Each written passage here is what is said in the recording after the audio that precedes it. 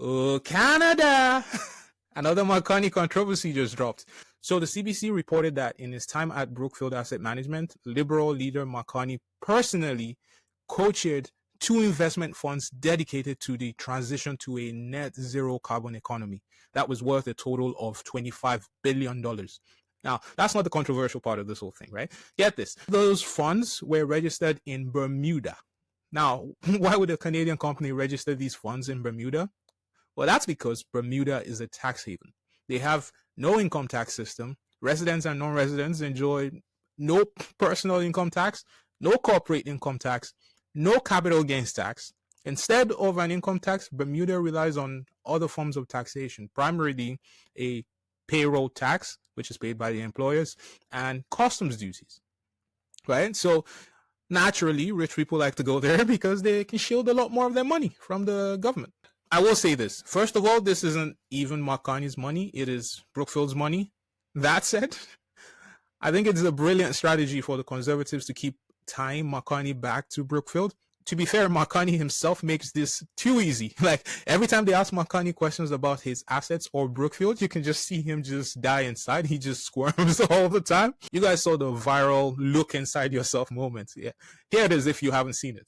The rules say that those assets should be publicly disclosed within 120 days, which means you'll campaign in a coming federal election, most likely within the next 120 days, and are serving as Prime Minister now, with Canadians not being aware of what potential conflicts of interest you sought to avoid. What possible conflict would you have, Stephanie? Stephanie, I'm complying with the rules. I'm complying with the rules in advance. Point for you. Are you saying you are not open to any conflict of interest?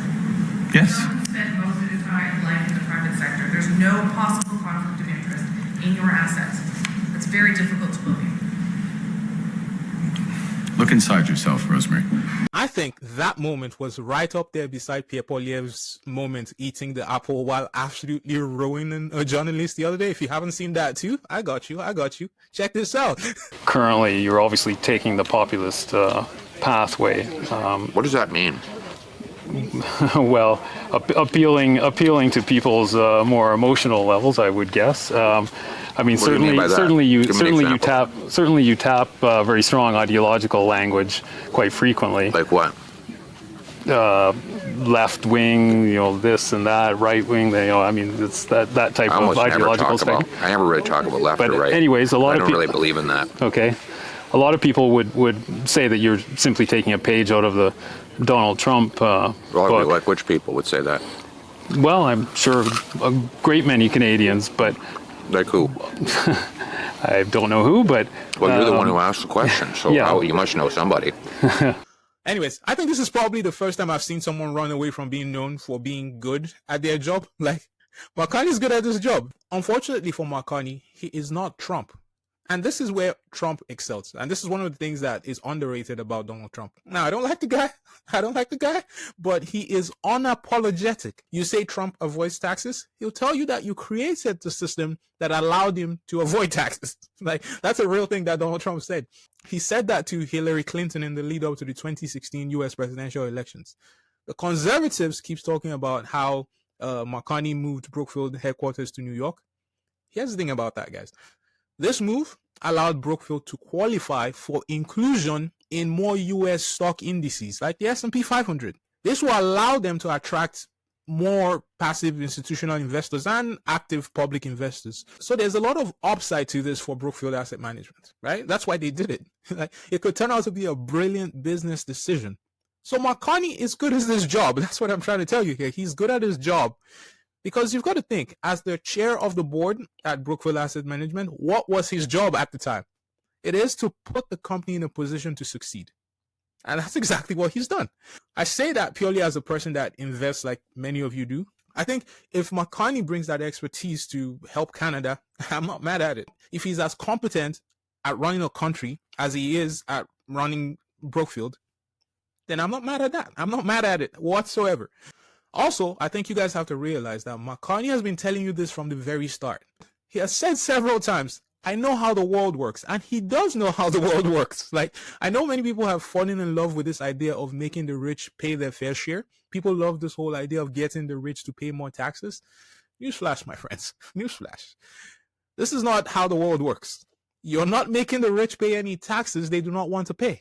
There are just too many tools available to avoid paying taxes. If Bermuda doesn't take their money, I bet the Cayman Islands will. And if that doesn't work, they'll find another way. The rich don't live by the same rules that you do. They don't have the same reality that you do.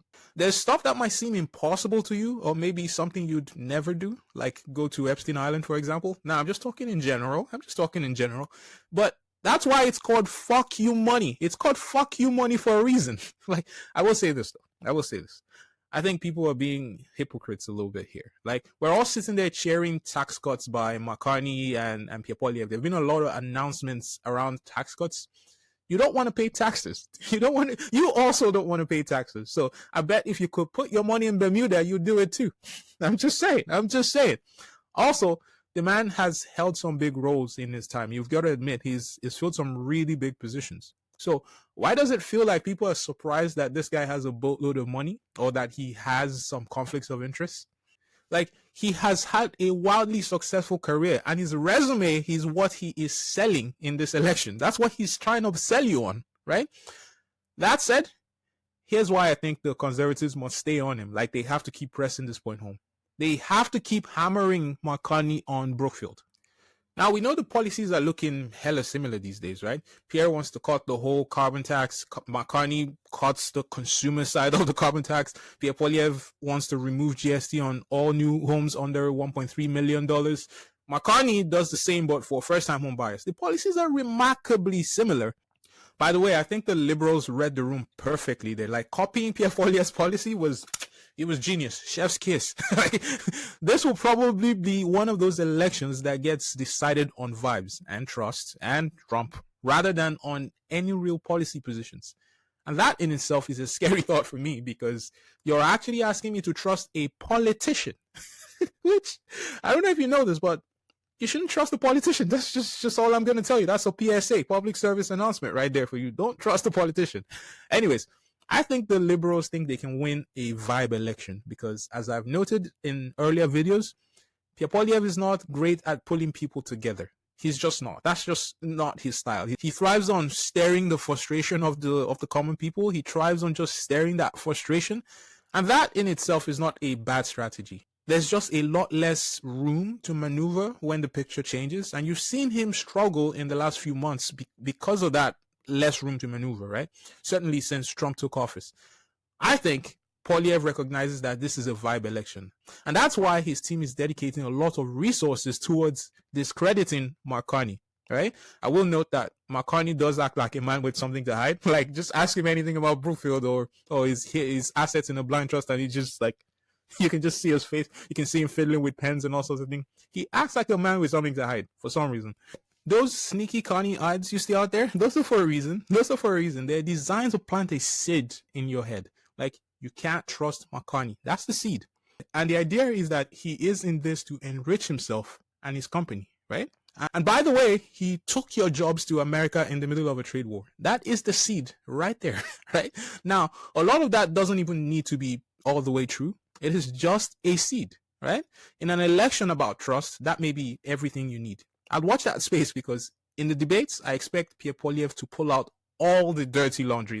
Hopefully, Carney has a better answer than look inside yourself. Otherwise, it could be a very long night, because if he doesn't, all those little seeds the conservatives have planted in your head, they will start to grow. And then suddenly you have people asking, can Carney truly be expected to serve the interest of Canadians? Like, that's a valid question. And that's fair game, considering the liberals have been tying Pierre Poilievre to Trump throughout this campaign, right? I will say Pierre Poilievre and loose cannon Danielle Smith have been helping them with an insane amount of material. Like, Pierre Poilievre doesn't do the best job at separating his policies from what Trump would do. And Danielle Smith does Danielle Smith, I guess. Those are the vibes you get to choose from in this election. Potentially a snake oil salesman, as some people like to refer to Carney, or a snake oil wannabe in Pierre Poilievre. That might be a bit harsh. Anyways, here's the other genius thing that Pierre Poilievre did. Watch. The other question was whether I have investments in tax havens. The answer is no.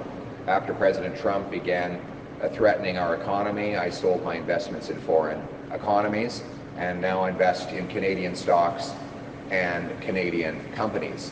I brought my money home to this country, and we will, in our platform, be cracking down on the types of tax havens that Mark Carney has used to cheat the system. We will ensure that the fancy big bankers pay their fair share. If waitresses and plumbers and mechanics have to pay taxes in Canada, then the big shot bankers should have to pay taxes. So he said since the trade war started, he sold all his assets in foreign economies and now invests exclusively in Canadian stocks. Now, I read that two ways, okay? Again, in a vibe election, people will look at this and be like, yeah, he's one of us. Like, he's brought his money home. It's about the vibes, you guys. Canada first. So that's one way to look at it.